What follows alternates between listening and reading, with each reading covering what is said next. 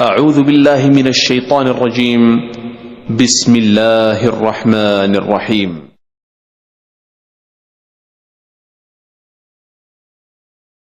بسم اللہ الرحمن الرحیم الحمد للہ رب العالمین صلی اللہ وسلم وبارک علی عبدہ ورسول محمد وعلى آلہ وصحبہ اجمعین وعلى من تبعهم بإحسان الى یوم الدین اما بعد۔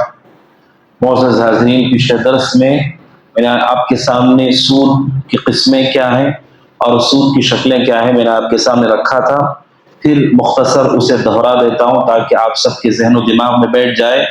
سود دو طرح کا ہوتا ہے۔ ایک سود جو مشہور شکل ہے جاہلیت کی، وہ یہ کہ کوئی آدمی کسی کو قرض دیتا ہے اور واپس جب لیتا ہے تو زیادہ لیتا ہے، 1,00,000 دیتا ہے، واپسی کے وقت 1,00,000 سے زائد پیسہ لیتا ہے، چاہے وہ 1 روپیہ بھی زیادہ لیتا ہو، وہ سود ہے۔ اور دوسری شکل ہے سود کی، سونے کو سونے کے بدلے میں، چاندی کو چاندی کے بدلے میں، گیہوں کو گیہوں کے بدلے میں، اور اناج کو اناج کے بدلے میں۔ جب یہ چیز آپ بیچتے ہیں، سونے کو سونے کے بدلے میں آپ بیچتے ہیں، تو پھر 2 شرطیں ہونا ضروری ہے۔ جتنا گرام آپ دے رہے ہیں اتنا گرام آپ کو ملے، برابر برابر ہونا چاہیے، ایک ہاتھ دے کر دوسرے ہاتھ دینا چاہیے۔ آپ سونار کے پاس جا کر سونا 5 گرام دیتے ہیں، 5 گرام سونا ہی آپ کو سامنے سے لینا ہے۔ اگر آپ نے کم و زیادہ لیا تو یہ سود ہے، اور آپ نے ہینڈ کیش نہیں دیا پیسہ تو یہ بھی سود ہے۔ اگر کوئی یہ کہتا ہے کہ نہیں میں جتنے گرام دے رہا ہوں اتنے گرام مجھے سامنے سے نہیں ملیں گے، تو آپ کے لیے تجارت کرنا حرام ہے۔ آپ پہلے اپنا سونا بیچیے اور جو اس سے پیسہ ملتا ہے اس سے آپ دوسرا سونا خریدیے۔ لیکن اسلام یہ کہتا ہے سونے کو سونے کے بدلے آپ لیتے ہیں تو برابر برابر ہونا چاہیے، ایک ہاتھ دے کر دوسرے ہاتھ ہونا چاہیے۔ اور اسی طرح چاندی کو چاندی کے بدلے آپ لیتے اور دیتے ہیں تو برابر برابر ہونا چاہیے، ایک ہاتھ دے کر دوسرے ہاتھ دینا چاہیے۔ اگر یہ بدل جاتا ہے، سونے کے بدلے چاندی، چاندی کے بدلے سونا اگر آپ لے رہے ہیں، ایک شرط معاف ہوتی ہے، وہ یہ ہے کہ آپ کے لیے برابر برابر ہونا شرط نہیں ہے۔ 5 گرام سونا دے کر آپ جو بھی آپ کو مل رہا ہے چاندی، جتنا بھی گرام مل رہا ہے آپ لے سکتے ہیں، برابر ہونا شرط نہیں ہے۔ لیکن ایک شرط ہے ضروری، وہ یہ ایک ہاتھ دے کر دوسرے ہاتھ دینا ہے۔ اگر آپ ایک ہاتھ دے کر دوسرے ہاتھ، یعنی پیسہ اسی وقت دے کر کے چیز اسی وقت آپ نہیں اٹھاتے ہیں، تو یہ سود ہے۔ اگر آپ کسی سونار کے پاس جا کر 5 گرام سونا دیتے ہیں اور اسے یہ کہتے ہیں کہ آپ مجھے اس کے بدلے چاندی دے دیجئے، تو پھر آپ کے لیے یہ جائز ہے کہ چاندی اور سونا برابر برابر ہو، ایسی کوئی شرط نہیں ہے، لیکن اسی وقت پیسہ دے کر کے آپ اس سامان کو لے لیں۔ اسی طرح اناج کا معاملہ ہے، چاول کے بدلے چاول، خراب چاول ہیں، سستے چاول ہیں، آپ دیتے ہیں، گیہوں دیتے ہیں، اور دکاندار سے اچھے والے چاول یا گیہوں لیتے ہیں، تو برابر برابر ہونا ضروری ہے۔ 10 کلو آپ دیتے ہیں، گورنمنٹ کی طرف سے چاول ملتا ہے وہ، تو سامنے سے آپ کو اچھے چاول یا باریک چاول بھی اتنے ہی ملنا ضروری ہے، 5 کلو کے بدلے 5 کلو۔ اگر آپ کہتے ہیں کہ نہیں مل سکتے ہیں 5 کلو کے بدلے 5 کلو، تو آپ کے لیے تجارت کرنا حرام ہے۔ پہلے آپ اپنا چاول بیچیے، جو پھر پیسہ آپ کے پاس آتا ہے اس سے آپ دوسرا چاول خریدیے۔ یہ مشہور شکل ہے جو ہمارے یہاں غیر معروف ہے، کہ صرف قرض کے سود کو لوگ جانتے ہیں اور اس شکل کو نہیں جانتے ہیں۔ اور یہ بات بھی میں نے آپ کو بتائی کہ اگر آپ سونا یا چاندی خریدنے کے لیے جاتے ہیں تو اس میں قرض یا ادھار جیسی کوئی چیز اسلام میں نہیں پائی جاتی۔ اسی وقت آپ کو لینا ہے، اسے پیسہ بھی آپ کو دینا ہے، اسی وقت آپ کو لینا ہے۔ اور یہ تصور کہ ہم دے دیں گے بعد میں لے لیں گے، یہ اسلام میں جائز نہیں۔ اور سونے کے بدلے کوئی اور چیز آپ لیتے ہیں، سونے کے بدلے آپ چاول لیتے ہیں، چاندی کے بدلے آپ اناج لیتے ہیں، تو اس میں کوئی شرط نہیں پائی جاتی ہے۔ آپ سونا دے کر کے بعد میں چاول لے لیں، آپ پہلے دے دیں بعد میں لے لیں، دونوں چیز جائز ہے۔ لیکن سونے کو سونے کے بدلے، چاندی کو چاندی کے بدلے، اناج کو اناج کے بدلے جب آپ بیچتے ہیں تو آپ کو ان کا خیال کرنا ہوگا، ورنہ آدمی سود میں داخل ہو سکتا ہے۔ نسأل اللہ السلامۃ والعافیہ۔ میں نے پچھلے درس میں اور مزید تفصیل سے سمجھایا ہے، آپ اس کی طرف رجوع کر سکتے ہیں۔ سود کے بارے میں امام ذہبی رحمہ اللہ کہتے ہیں 7واں کبیرہ گناہ ہے اکل الربا، سود کھانا۔ کہتے ہیں سب سے پہلے امام ذہبی رحمہ اللہ نے قرآن کی آیت نقل کی ہے، اللہ عز و جل نے فرمایا یا ایھا الذین آمنوا اتقوا اللہ وذروا ما بقی من الربا ان کنتم مؤمنین، اے وہ لوگوں جو ایمان لائے ہو اللہ سے ڈرو، اور جو بھی سود باقی رہ گیا ہے اگر تم مومن ہے، اگر تم مومن ہو تو اسے چھوڑ دو۔ اگر تم نے ایسا نہیں کیا تو پھر فأذنوا بحرب من اللہ ورسولہ، تو پھر اللہ اس کے رسول سے جنگ کے لیے تیار ہو جاؤ۔ یہ سود کی حرام ہونے کے لیے سب سے واضح ترین دلیل ہے کہ اسلام میں سود نامی کوئی چیز نہیں پائی جاتی ہے. سود کی ساری شکلیں حرام ہیں، اور یہ سود یہ مصیبت ہے انسانوں کے لیے. جو آج کا دور آپ دیکھ رہے ہیں اس میں ممالک، پوری معیشت، پورا اقتصاد پھنسا ہوا ہے. اس میں ہوتا یہ ہے طاقتور اور طاقتور ہوتا ہے، کمزور اور کمزور ہوتا ہے اور تباہ ہو جاتا ہے. اسلام اسے جائز نہیں سمجھتا ہے. اور قرض جو آپ دیتے ہیں یہ صرف اجر و ثواب کی چیز ہے، فائدے کی چیز نہیں ہے. صرف آخرت کا فائدہ قرض سے آپ لے سکتے ہیں. قرض سے دنیاوی کوئی فائدہ آپ نہیں لے سکتے ہیں.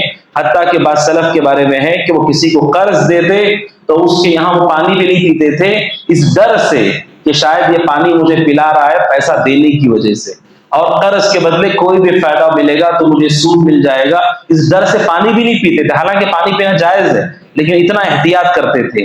جو قرض آپ دیتے ہیں وہ صرف اجر و ثواب کے لیے ہے. کس سے فائدہ اٹھا سکتے ہیں؟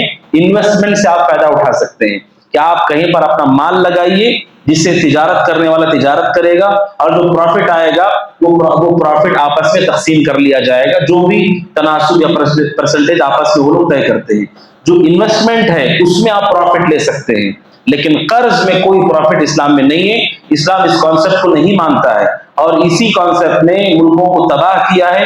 پورے ملک میں آپ ڈھونڈیں گے تو سب سے بڑے بڑے جو مالدار ہیں وہ چند انگلیوں پر آپ کو لوگ ملیں گے، چند لوگ ملیں گے، اور دھیرے دھیرے پورے کا پورا ملک، پوری معیشت ان کے قبضے میں چلی جاتی ہے. دھیرے دھیرے کر کے سب ان کے ماتحت ہونے لگتے ہیں، اور اسلام اسے صحیح نہیں مانتا ہے. اللہ عز و جل نے کہا اگر تم مومن ہو تو اسے چھوڑ دو، اگر تم نے ایسا نہیں کیا اللہ اس کے رسول سے جنگ کے لیے تیار ہو جاؤ. بعض سلف نے کہا قیامت کے دن ایسے شخص سے کہا جائے گا کہ تم اپنا ہتھیار اٹھاؤ اللہ سے لڑنے کے لیے. نسأل اللہ سلامت والعافیہ.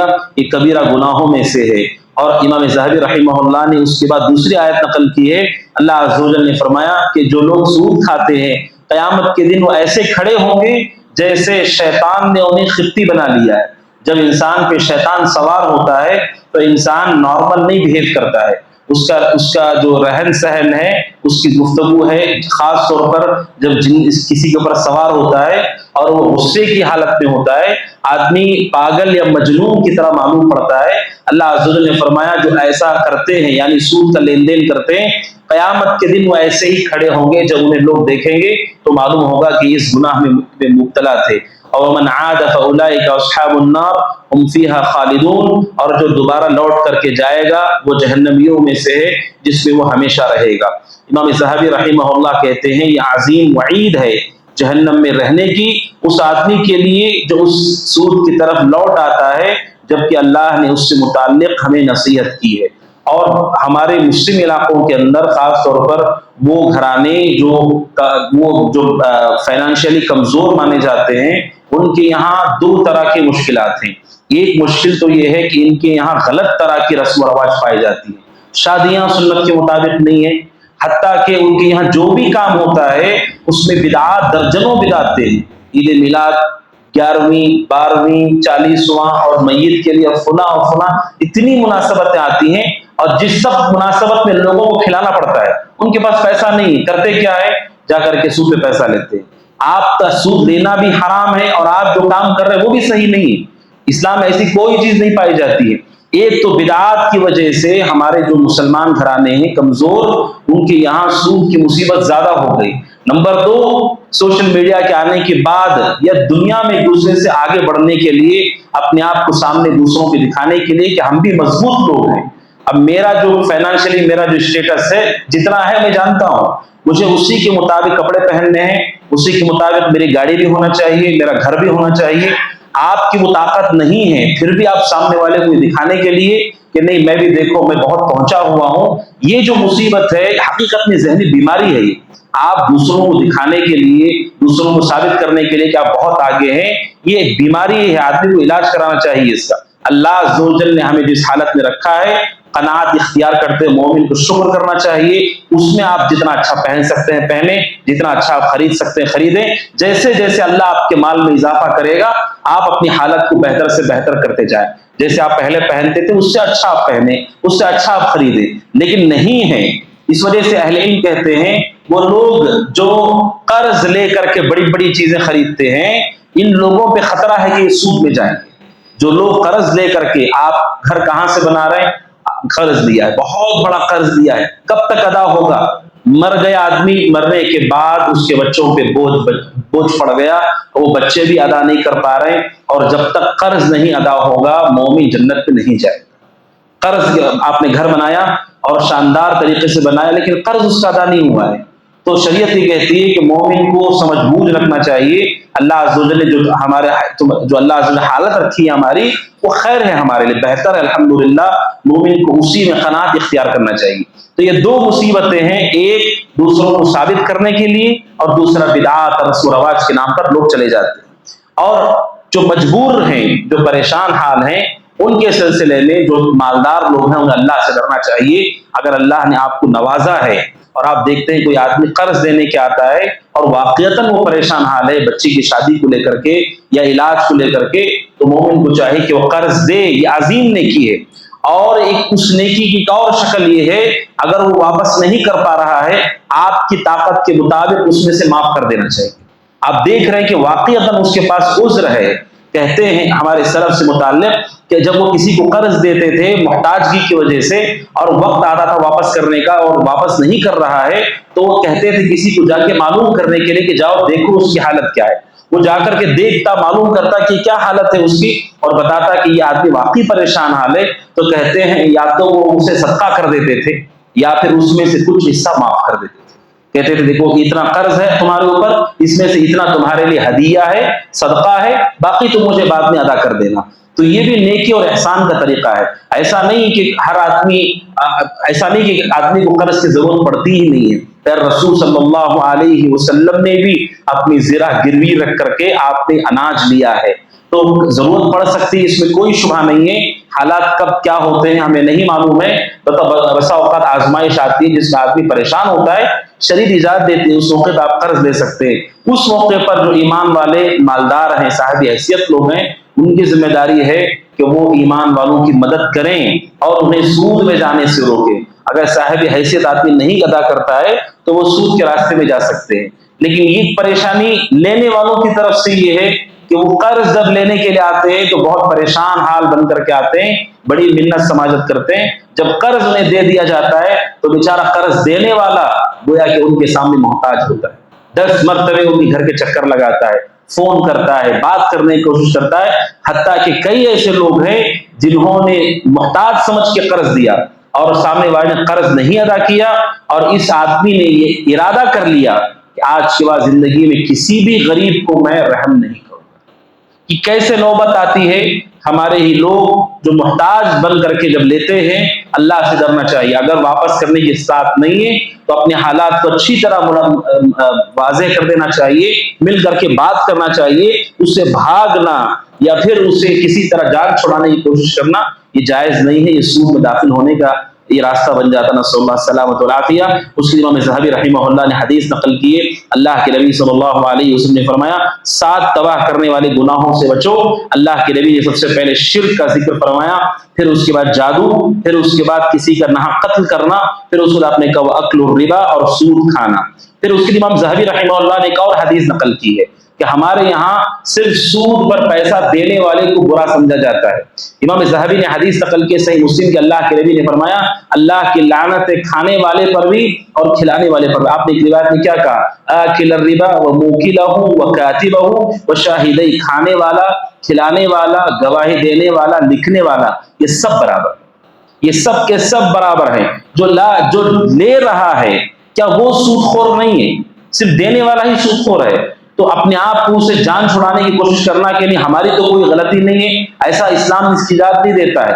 کھانے والا ہو یا کھلانے والا ہو یا لکھنے والا، گواہی دینے والا، یہ سب کے سب اللہ کے نبی علیہ السلام نے فرمایا سب کے سب اس میں شریک ہو جاتے۔ نسأل اللہ السلامۃ والعافیہ۔ تو امام ذہبی رحمہ اللہ نے حدیث نقل کی ہے، اللہ کی لعنت کا سبب ہے۔ امام مالک رحمہ اللہ کے پاس ایک سوال آیا، کہتے ہیں کہ ایک آدمی گزر رہا تھا، اس نے راستے میں ایک شرابی کو دیکھا جو بہت بری حالت میں پڑا ہوا تھا، تو اس آدمی نے کہا کہ شراب کتنی بری چیز ہے کہ پیٹ میں جانے کے بعد کیا کیا ہو جاتا ہے۔ اس نے کہا شراب سے بھی بدتر کوئی چیز اگر انسان کے پیٹ میں جاتی ہے تو میرے بیوی کو طلاق۔ اس زمانے میں اس طرح سے لوگ طلاق دے دیتے تھے، یعنی اس نے یہ کہنے کی کوشش کی کہ شراب سب سے خراب چیز ہے، اس سے خراب کوئی چیز نہیں ہے، اگر اس سے بھی کوئی خراب چیز ہے تو میری بیوی کو طلاق ہو جائے۔ کہہ تو دیا اس نے شرابی کو دیکھ کر کے، پھر بعد میں پریشان ہو کر کے امام مالک رحمہ اللہ کے پاس آیا۔ امام مالک رحمہ اللہ نے اس سے کہا کہ مجھے وقت چاہیے اور میں اس پہ غور کروں گا، کیونکہ شراب بھی حرام ہے اور دیگر گناہ بھی پائے جاتے ہیں۔ کہتے ہیں امام مالک رحمہ اللہ نے رک کر کے مسئلے کو تفصیل کے ساتھ دیکھا، اور پھر امام مالک رحمہ اللہ نے اس شخص سے کہا کہ تمہاری بیوی کو طلاق ہو گئی، تمہاری بیوی کو طلاق ہو گئی، کیونکہ انسان کی پیٹ میں شراب سے بھی زیادہ کوئی خراب چیز جاتی ہے تو سود، کیونکہ اللہ عز و جل نے اس گناہ کے بارے میں کہا ہے کہ اگر تم نہیں چھوڑتے تو اللہ اس کے رسول سے جنگ کے لیے تیار ہو جانا، صلی اللہ سلامت و عافیہ۔ اور سود کی کئی شکلیں ہمارے یہاں پائی جاتی ہیں، چاہے وہ سنگا ہو جس میں بہت سارے مسلمان پھنسے ہوئے ہیں، خواتین پھنسی ہوئی ہیں، اور اس کے کیا کیا نقصانات ہو رہے ہیں آپ سب جانتے ہیں۔ اور اسی طرح سے لون لینا، اور اسی طرح سے EMI پر سامان لینا، اور اس میں سے بہت ساری EMI جو آپ لے رہے ہوتے ہیں اس میں سود بھی شامل ہوتا ہے، انٹرسٹ بھی شامل ہوتا ہے، اور ہمیں اس کا علم نہیں، اور ہم آرام سے سامان خریدتے ہیں۔ مومن کو چاہیے کہ وہ سود کی ہر شکل کو پہچان کر اس سے بچنے کی کوشش کرے، اور اللہ عز و جل نے جو مال ہمیں دیا ہے اسے بدعات میں نہیں خرچ کرنا چاہیے۔ فضول مال کیا ہے؟ کہتے ہیں سلف کہ 1 روپیہ بھی آپ حرام میں لگاتے ہیں تو فضول، 1 روپیہ بھی اگر آپ حرام چیز پہ لگاتے ہیں وہ فضول ہے۔ آپ اگر میلاد کے نام پر خرچ کر رہے ہیں، 11ویں کے نام پہ خرچ کر رہے ہیں، وہ سب فضول مال ہے، اور یہ فضول مال آپ کی معیشت کو بھی کمزور کر رہا ہے۔ 1 سال میں ہمارے مسلمانوں کی کتنے تہوار آ رہے ہیں، لیکن مسلمانوں کی 2 عیدیں ہیں، اتنے تہوار آ رہے ہیں، اتنے تہواروں میں سب دعوتوں کا اہتمام، ختنے کی بھی ایک رسم، عقیقے کی ایک رسم، اور گھر کے لیے ایک رسم، اور فلاں کے لیے ایک رسم، ہر چیز کے لیے رسم بنا کر کے اسے اپنے اوپر لازم کر لیا۔ طاقت نہیں ہے، پیسہ نہیں ہے، کہاں سے پیسہ لائیں گے؟ اور لوگوں کے پاس سے سود پر پیسہ لے کر آ رہے ہیں۔ تو ان تمام اسباب سے مومن کو بچنا چاہیے، قناعت اختیار کرنا چاہیے، اس میں کوئی حیا نہیں ہے۔ اللہ تعالیٰ نے ہمیں جس حال میں رکھا ہے، رضیت باللہ ربا وبالاسلام دینا وبمحمد صلی اللہ علیہ وسلم نبیا، میں اللہ سے راضی ہوں کہ وہ میرا رب ہے، دین سے راضی ہوں کہ میرا دین ہے اسلام، اور میں محمد سے راضی ہوں صلی اللہ علیہ وسلم کہ میرے نبی ہیں۔ جب ہم رب سے راضی ہیں تو ہمیں اللہ نے جس گھر میں پیدا کیا ہے، جس خاندان میں پیدا کیا ہے، جو ہماری فائنینشلی حالت ہے وہ اللہ کی جانب سے ہے، اسے ہم قبول کرتے ہوئے ہم اپنی طاقت جتنی ہے اسی میں زندگی گزارتے ہیں۔ ہمیں لوگوں کے ساتھ مقابلہ کرنے کی کوئی ضرورت نہیں ہے، دکھاوا کرنے کی کوئی ضرورت نہیں ہے۔ اگر اس قناعت کو وہ اختیار کرتا ہے تو وہ ان طرح کی مصیبتوں سے بچ سکتا ہے۔ اللہ تعالیٰ ہم تمام کو توفیق عطا فرمائے، اللہ تعالیٰ ہم تمام کو رزق حلال عطا فرمائے، اور جو ایمان والے پریشانی اللہ تعالیٰ کو پریشانی کو دور فرمائے، آمین۔ هذا وصلی اللہ وسلم محمد وعلى آلہ وصحبہ اجمعین۔ السلام علیکم ورحمۃ اللہ وبرکاتہ۔ وقل جاء الحق وزهق الباطل إن الباطل كان زهوقا۔